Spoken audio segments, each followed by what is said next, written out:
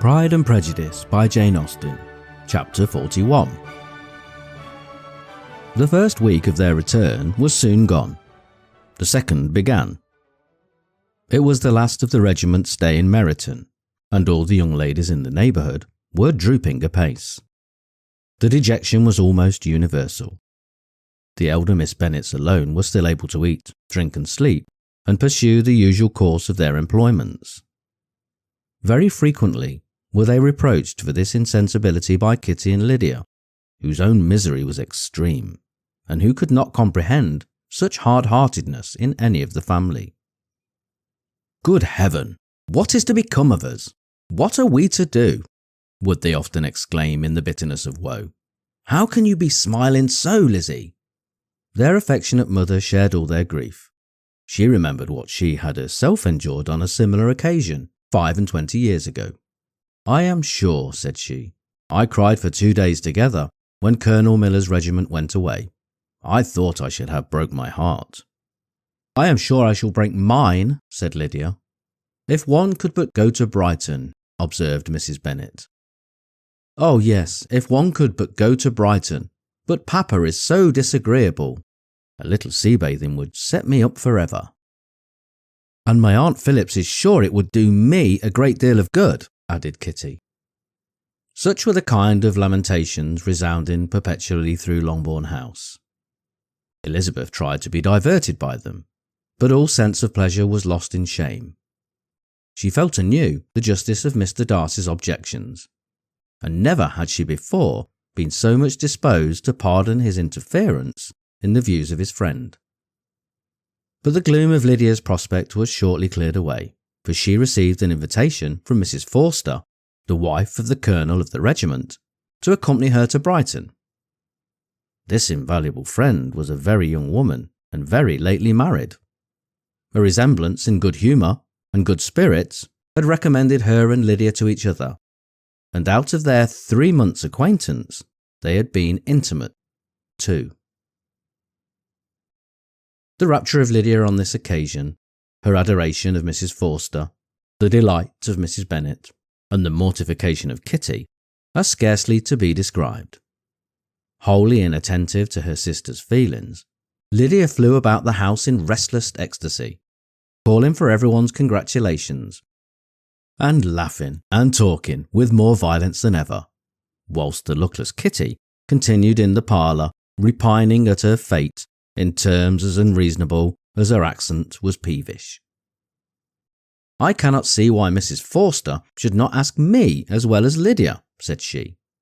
"Though I am not her particular friend, I have just as much right to be asked as she has, and more too, for I am 2 years older." In vain did Elizabeth attempt to make her reasonable, and Jane to make her resigned. As for Elizabeth herself, this invitation was so far from exciting in her the same feelings as in her mother and Lydia, that she considered it as the death warrant of all possibility of common sense for the latter. And detestable as such a step must make her, were it known, she could not help secretly advising her father not to let her go. She represented to him all the improprieties of Lydia's general behaviour, the little advantage she could derive from the friendship of such a woman as Mrs. Forster, and the probability of her being yet more imprudent with such a companion at Brighton, where the temptations must be greater than at home. He heard her attentively, and then said, "Lydia will never be easy till she has exposed herself in some public place or other, and we can never expect her to do it with so little expense or inconvenience to her family as under the present circumstances." "If you are aware," said Elizabeth, "of the very great disadvantage to us all, which must arise from the public notice of Lydia's unguarded and imprudent manner, nay, which has already risen from it, I am sure you would judge differently in the affair." "Already arisen," repeated Mr. Bennet. "What, has she frightened away some of your lovers? Poor little Lizzie. But do not be cast down. Such squeamish youths as cannot bear to be connected with a little absurdity are not worth a regret. Come, let me see the list of the pitiful fellows who have been kept aloof by Lydia's folly." Indeed, you are mistaken. I have no such injuries to resent. It is not of peculiar, but of general evils which I am now complaining. Our importance, our respectability in the world, must be affected by the wild volatility, the assurance and disdain of all restraint which mark Lydia's character. Excuse me, for I must speak plainly. If you, my dear father, will not take the trouble of checking her exuberant spirits, and of teaching her that her present pursuits are not to be the business of her life, she will soon be beyond the reach of amendment. Her character will be fixed, and she will, at 16, be the most determined flirt that ever made herself and her family ridiculous. A flirt, too, in the worst and meanest degree of flirtation, without any attraction beyond youth, and a tolerable person, and from the ignorance and emptiness of her mind, wholly unable to ward off any portion of that universal contempt which her rage for admiration will excite. In this danger, Kitty is also comprehended. She will follow wherever Lydia leads, vain, ignorant, idle, and absolutely uncontrolled. Oh, my dear father, can you suppose it possible that they will not be censured and despised wherever they are known, and that their sisters will not be often involved in the disgrace? Mr. Bennet saw that her whole heart was in the subject, and affectionately taking her hand, said in reply, "Do not make yourself uneasy, my love. Wherever you and Jane are known, you must be respected and valued. And you will not appear to less advantage for having a couple of, or I may say, 3 very silly sisters. We shall have no peace at Longbourn if Lydia does not go to Brighton. Let her go then. Colonel Forster is a sensible man, and will keep her out of any real mischief, and she is luckily too poor to be an object of prey to anybody. At Brighton, she will be of less importance even as a common flirt than she has been here. The officers will find women better worth their notice. Let us hope, therefore, that her being there may teach her her own insignificance. At any rate, she cannot grow many degrees worse without authorising us to lock her up for the rest of her life." With this answer, Elizabeth was forced to be content, but her own opinion continued the same, and she left him disappointed and sorry. It was not in her nature, however, to increase her vexations by dwelling on them. She was confident of having performed her duty, and to fret over unavoidable evils, or augment them by anxiety, was no part of her disposition. Had Lydia and her mother known the substance of her conference with her father, their indignation would hardly have found expression in their united volubility.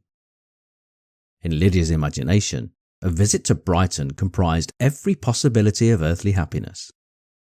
She saw with the creative eye of fancy the streets of that gay bathing place covered with officers. She saw herself the object of attention to tens and to scores of them, at present unknown. She saw all the glories of the camp, its tents stretched forth in beauteous uniformity of lines, crowded with the young and the gay, and dazzling with scarlet. And to complete the view, she saw herself seated beneath a tent, tenderly flirting with at least 6 officers at once. Had she known that her sister sought to tear her from such prospects and such realities as these, what would have been her sensations? They could have been understood only by her mother, who might have felt nearly the same. Lydia's going to Brighton was all that consoled her for the melancholy conviction of her husband's never intending to go there himself.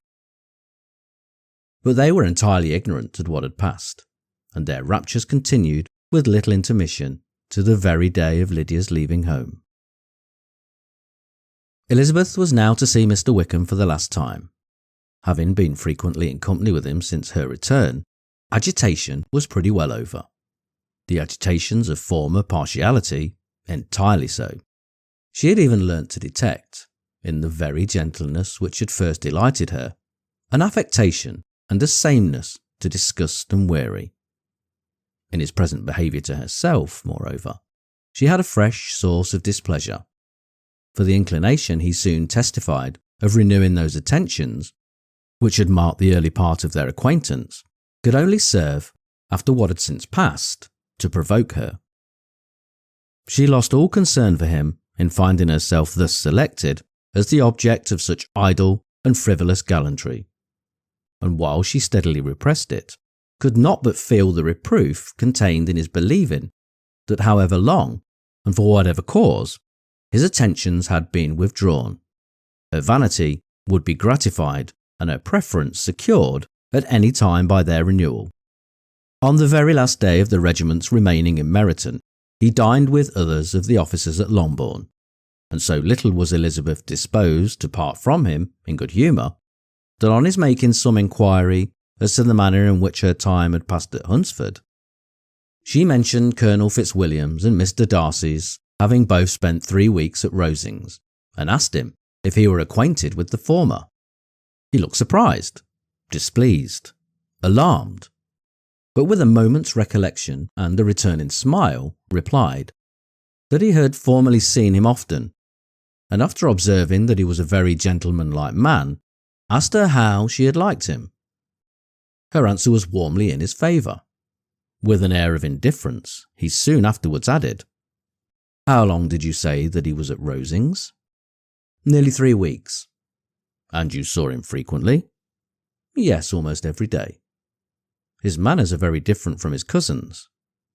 "Yes, very different, but I think Mr. Darcy improves on acquaintance." "Indeed," cried Wickham, with a look which did not escape her. "And pray, may I ask," but checking himself, he said in a gayer tone, "is it in address that he improves? Has he deigned to add aught of civility to his ordinary style? For I dare not hope," he continued in a lower and more serious tone, "that he is improved in essentials." "Oh no," said Elizabeth. "In essentials, I believe, he is very much what he ever was." While she spoke, Wickham looked as if scarcely knowing whether to rejoice over her words or to distrust their meaning. There was a something in her countenance which made him listen with an apprehensive and anxious attention, while she added, "When I said that he improved on acquaintance, I did not mean that either his mind or manners were in a state of improvement, but that from knowing him better, his disposition was better understood." Wickham's alarm now appeared in a heightened complexion and agitated look. For a few minutes he was silent, till, shaking off his embarrassment, he turned to her again and said in the gentlest of accents, "You, who so well know my feelings towards Mr. Darcy, will readily comprehend how sincerely I must rejoice that he is wise enough to assume even the appearance of what is right. His pride in that direction may be of service, if not to himself, to many others, for it must deter him from such foul misconduct as I have suffered by. I only fear that the sort of cautiousness to which you, I imagine, have been alluding, is merely adopted on his visits to his aunt, of whose good opinion and judgment he stands much in awe. His fear of her has always operated, I know, when they were together, and a good deal is to be imputed to his wish of forwarding the match with Mr. Burr, which I am certain he has very much at heart." Elizabeth could not repress a smile at this, but she answered only by a slight inclination of the head. She saw that he wanted to engage her on the old subject of his grievances, and she was in no humour to indulge him. The rest of the evening passed with the appearance on his side of usual cheerfulness, but with no farther attempt to distinguish Elizabeth, and they parted at last with mutual civility, and possibly a mutual desire of never meeting again. When the party broke up, Lydia returned with Mrs. Forster to Meryton, from whence they were to set out early the next morning. The separation between her and her family was rather noisy than pathetic. Kitty was the only one who shed tears, but she did weep from vexation and envy. Mrs. Bennet was diffuse in her good wishes for the felicity of her daughter, and impressive in her injunctions that she would not miss the opportunity of enjoying herself as much as possible. Advice, which there was every reason to believe would be attended to, and in the clamorous happiness of Lydia herself in bidding farewell, the more gentle adieus of her sisters were uttered without being heard.